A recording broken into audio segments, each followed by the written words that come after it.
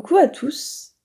Aujourd'hui, je voulais te parler de cette espèce de croyance qu'on nous a, je pense, transmis en majorité et qui fait, je trouve, beaucoup de ravages. Cette croyance selon laquelle ce n'est pas possible, cette croyance selon laquelle les rêveurs sont des personnes qui sont hors sol et qui feraient mieux d'atterrir sur Terre parce qu'elles vivent dans un monde imaginaire, parce qu'elles vivent dans un monde qui ne peut pas exister. En fait, de là, on crée une opposition nette entre rêver et avoir les pieds sur terre. Un peu comme si les deux étaient antinomiques. Il y a les rêves qui appartiennent au domaine des rêves et la réalité qui est ailleurs. Il n'y a pas de point de convergence entre les deux. Et ça me fait beaucoup penser à la citation de Mark Twain que j'aime beaucoup, et si tu es dans le monde du développement personnel, tu as dû la voir forcément passer quelque part. Cette citation, elle dit « Ils ne savaient pas que c'était impossible, alors ils l'ont fait ». Cette citation, elle est quand même assez ouf, je trouve. Alors pourquoi je te parle de ça? Parce que c'est comme si on avait grandi avec deux paniers en face de nous. Un panier du réalisable et un panier de l'impossible. Quand on est tout petit, quand l'enfant grandit, il n'a pas encore vraiment les limites que les adultes se sont fixées. L'enfant, ce qui le caractérise, c'est qu'il va rêver grand. Il va voir le monde comme un réservoir de possibles. Alors au début, les parents, généralement, ils trouvent ça mignon. Oui, on va le laisser rêver. C'est agréable pour lui. On va le laisser croire au Père Noël. Parce que déjà, c'est mignon.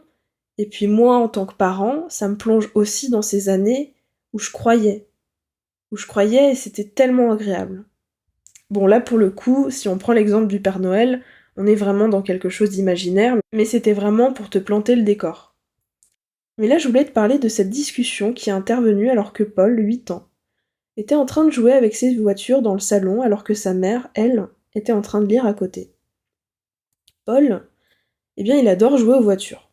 D'ailleurs, quand il sort se promener dans la rue, soit avec ses parents, soit avec sa nounou, eh bien, il s'imagine au volant de toutes ces voitures qu'il observe. Il adore s'imaginer les prendre en main, faire chanter le moteur. C'est quelque chose qui lui procure des papillons dans le ventre. Il a quelque chose qui se passe en lui. Alors étant donné qu'il a cette passion, Paul, il loupe rarement les émissions de voitures comme Automoto, Turbo, etc. Et puis ce fameux après-midi, il dit à sa mère en jouant que plus tard, il sera pilote. Alors peut-être que Paul, il a déjà dit cette phrase quand il était plus jeune, et que ses parents l'ont laissé dire. Il était jeune et c'était tellement beau de voir ses yeux briller à l'idée de s'imaginer à cette place. Mais là, Paul, eh bien, il commence à devenir grand. Là, Paul, il doit être mis au courant que non, il ne faut pas trop rêver, voire pas rêver du tout. Et là, on tombe dans la confrontation entre deux mondes. Un monde qui croit et qui répond à ses élans internes, et un monde qui a arrêté de croire depuis longtemps. Le monde qui s'est fait une raison, le monde qui s'est enfermé dans ses propres limitations.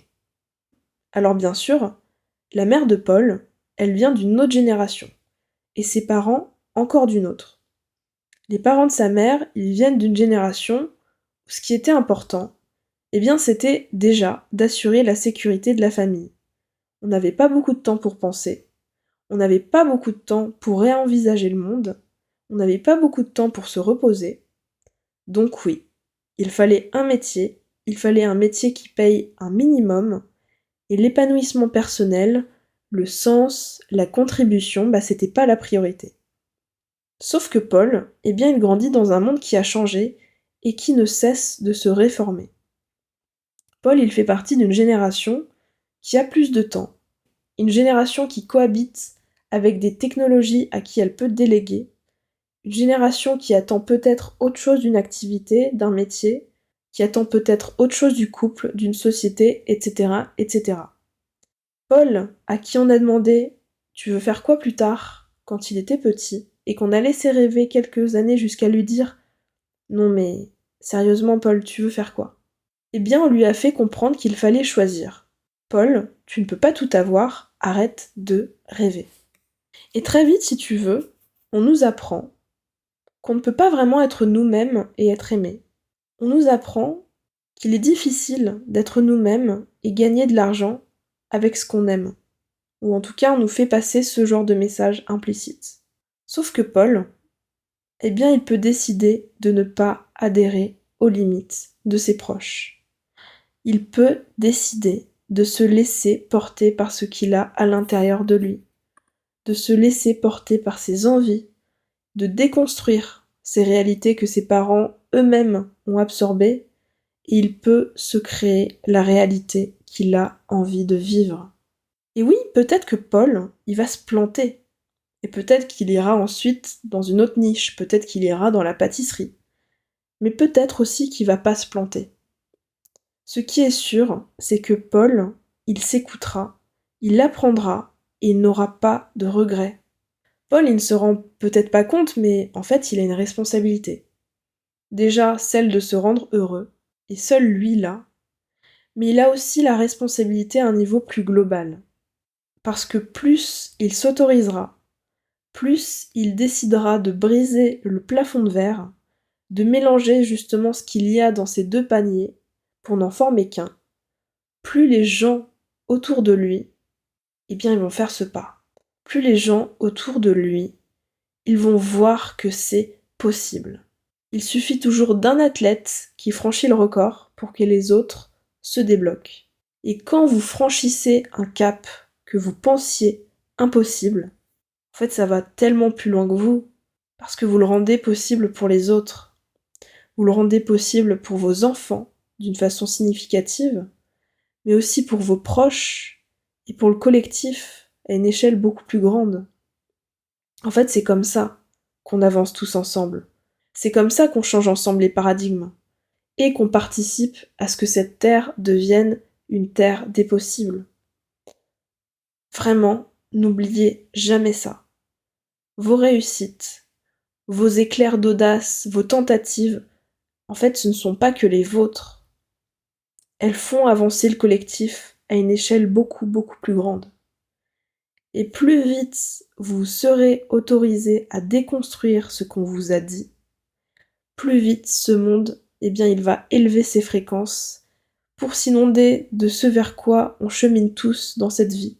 Cette espèce de fil invisible qui nous relie tous, c'est l'amour.